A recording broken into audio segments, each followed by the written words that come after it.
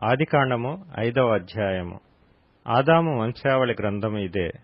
దేవుడు ఆదామును సృజించిన దినమున దేవుని పోలికగా అతని చేసెను. మగవానిగాను ఆడుదానిగాను వారిని సృజించి, వారు సృజించబడిన దినమున వారిని ఆశీర్వదించి వారికి నరులని పేరు పెట్టెను. ఆదాము 130 ఏండ్లు బ్రతికి తన పోలికగా తన స్వరూపమున కుమారుని కని అతనికి షేతు అను పేరు పెట్టెను. షేతును కనిన తరువాత ఆదాము బ్రతికిన దినములు 800 ఏండ్లు. అతడు కుమారులను కుమార్తెలను కనెను. ఆదాము బ్రతికిన దినములన్నీయు 930 ఏండ్లు. అప్పుడతడు మృతి పొందెను. షేతు 105 ఏండ్లు బ్రతికి ఎనోషును కనెను. ఎనోషును కనిన తరువాత షేతు 807 ఏండ్లు బ్రతికి కుమారులను కుమార్తెలను కనెను. షేతు బ్రతికిన దినములన్నీయు 912 ఏండ్లు. అప్పుడతడు మృతి పొందెను. ఎనోషు 90 సంవత్సరములు బ్రతికి కేనానును కనెను. కేనానును కనిన తరువాత ఎనోషు 815 ఏండ్లు బ్రతికి కుమారులను కుమార్తెలను కనెను. ఎనోషు దినములన్నీయు 905 ఏండ్లు. అప్పుడతడు మృతి పొందెను. కేనాను 70 ఏండ్లు బ్రతికి మహలలేలును కనెను. మహలలేలును కనిన తరువాత కేనాను 840 ఏండ్లు బ్రతికి కుమారులను కుమార్తెలను కనెను. కేనాను దినములన్నీయు 910 ఏండ్లు. అప్పుడతడు మృతి పొందెను. మహలలేలు 65 ఏండ్లు బ్రతికి ఎరెదును కనెను. ఎరెదును కనిన తరువాత మహలలేలు 830 ఏండ్లు బ్రతికి కుమారులను కుమార్తెలను కనెను. మహలలేలు దినములన్నీయు 895 ఏండ్లు. అప్పుడతడు మృతి పొందెను. ఎరెదు 162 ఏండ్లు బ్రతికి హనోకును కనెను. హనోకును కనిన తరువాత ఎరెదు 800 ఏండ్లు బ్రతికి కుమారులను కుమార్తెలను కనెను. ఎరెదు దినములన్నీయు 962 ఏండ్లు. అప్పుడతడు మృతి పొందెను. హనోకు 65 ఏండ్లు బ్రతికి మెతూషెలను కనెను. హనోకు మెతూషెలను కనిన తరువాత 300 ఏండ్లు దేవునితో నడుచుచు కుమారులను కుమార్తెలను కనెను. హనోకు దినములన్నీయు 365 ఏండ్లు. హనోకు దేవునితో నడిచిన తరువాత దేవుడతనిని తీసుకొని పోయెను గనుక అతడు లేకపోయెను. మెతూషెల 187 ఏండ్లు బ్రతికి లెమెకును కనెను. మెతూషెల లెమెకును కనిన తరువాత 782 ఏండ్లు బ్రతికి కుమారులను కుమార్తెలను కనెను. మెతూషెల దినములన్నీయు 969 ఏండ్లు. అప్పుడతడు మృతి పొందెను.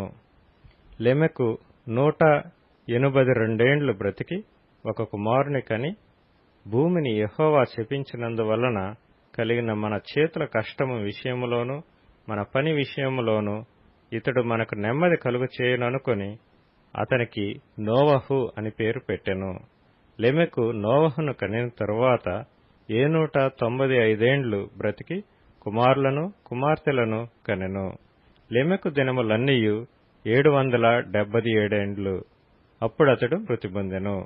నోవహు 500 ఏండ్లు గలవాడై షేమును హామును యాపెతును కనెను. ఆదికాండము 6వ అధ్యాయము.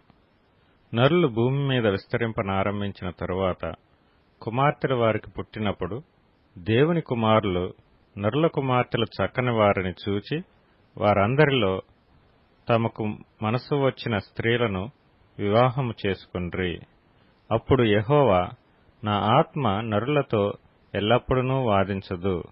వారు తమ అక్రమ విషయములో నరమాతృలై ఉన్నారు. అయినను వారి దినములు 120 ఏండ్లగునెను. ఆ దినములలో నెఫీలులను వారు భూమి మీద నుండిరి, తరువాతనూ ఉండిరి. దేవుని కుమారులు నరుల కుమార్తెలతో పోయినప్పుడు వారికి పిల్లలను కనిరి. పూర్వకాలమందు పేరు పొందిన శూరులు వీరే.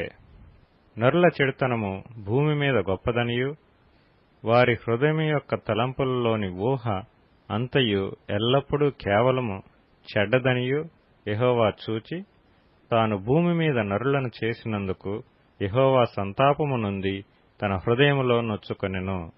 అప్పుడు యెహోవా, నేను సృజించిన నరులను, నరులతో కూడా జంతువులను, పురుగులను, ఆకాశ పక్ష్యాదులను భూమి మీద నుండకుండా తుడిచివేయదును. ఏలయనగా నేను వారిని సృష్టించినందుకు సంతాపము నొందియున్నానెనెను. అయితే నోవహు యెహోవా దృష్టియందు కృప పొందినవాడాయెను. నోవహు వంశావళి ఇదే. నోవహు నీతిపరుడును, తన తరములో నిందారహితుడనై యుండెను. నోవహు దేవునితో కూడా నడిచినవాడు. షేము, హాము, యాపెతను ముగ్గురు కుమారులను నోవహు కనెను. భూలోకము దేవుని సన్నిధిని చెడిపోయి యుండెను. భూలోకము బలాత్కారంతో నిండియుండెను. దేవుడు భూలోకమును చూచినప్పుడు అది చెడిపోయి యుండెను. భూమి మీద సమస్త శరీరులు తమ మార్గమును చెరిపివేసుకొని యుండిరి. దేవుడు నోవహుతో, సమస్త శరీరుల మూలముగా భూమి బలాత్కారంతో నిండియున్నది గనుక నా సన్నిధిని వారి అంతము వచ్చియున్నది. ఇదిగో వారిని భూమితో కూడా నాశనము చేయుదును. చితిసారకపు మ్రానుతో నీ కొరకు ఓడను చేసుకొనుము. అరలు పెట్టి ఆ ఓడను చేసి లోపటను వెలుపటను దానికి కీలు పూయవలెను. నీవు దాని చేయవలసిన విధమిది. ఆ ఓడ 300 మూరలు పొడుగును, 50 మూరల వెడల్పును, 30 మూరల ఎత్తును గలదై ఉండవలెను. ఆ ఓడకు కిటికీ చేసి పైనుండి మూరెడు క్రిందికి దాన్ని ముగించవలెను. ఓడ తలుపు దాని ప్రక్కన ఉంచవలెను. క్రింది అంతస్తు, 2వ అంతస్తు, 3వ అంతస్తు గలదిగా దాని చేయవలెను. ఇదిగో నేనే జీవవాయువు గల సమస్త శరీరులను ఆకాశము క్రింద నుండకుండా నాశనము చేయుటకు భూమి మీదికి జల ప్రవాహము రప్పించుచున్నాను. లోకమందున్న సమస్తమును చనిపోవును. అయితే నీతో నా నిబంధన స్థిరపరచుదును.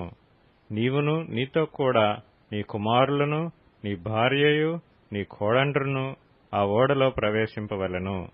మరియు నీతో కూడా వాటిని బ్రతికించి ఉంచుకొనుటకు సమస్త జీవులలో, అనగా సమస్త శరీరుల యొక్క ప్రతి జాతిలోనివి 2 చొప్పున నీవు ఓడలోనికి తేవలెను. వాటిలో మగదియు ఆడుదియు నుండవలెను.